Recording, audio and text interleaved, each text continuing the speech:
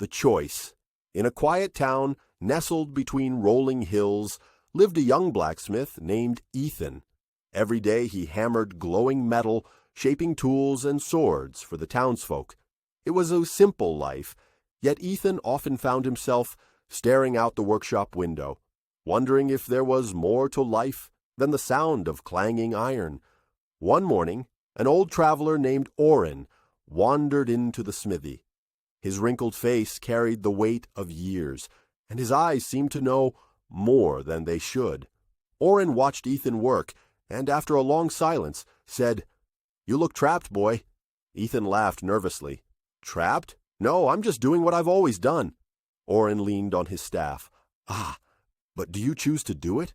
Or are you just following the path set before you?" Ethan frowned. "What's the difference?" "The difference," Orrin said, "is freedom. Real freedom.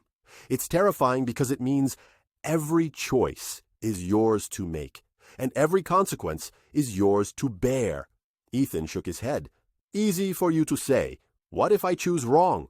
Orrin smiled. "That's the burden of being free.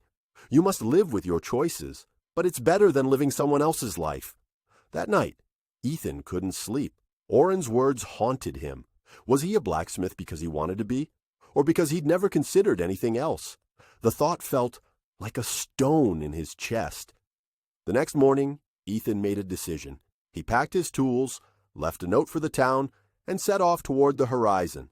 He didn't know where he was going, but for the first time, it didn't matter. Each step was a choice, and each choice was his own. Months later, Ethan found himself in a distant city, standing before a group of craftsmen who forged intricate works of art. It was here he discovered his true passion, crafting beauty, not weapons. As he worked on his first sculpture, Orrin's words echoed in his mind. Man is condemned to be free. It was a frightening truth, but one Ethan had embraced. Freedom meant uncertainty and risk, but it also meant discovering who he truly was. And for the first time, Ethan felt alive,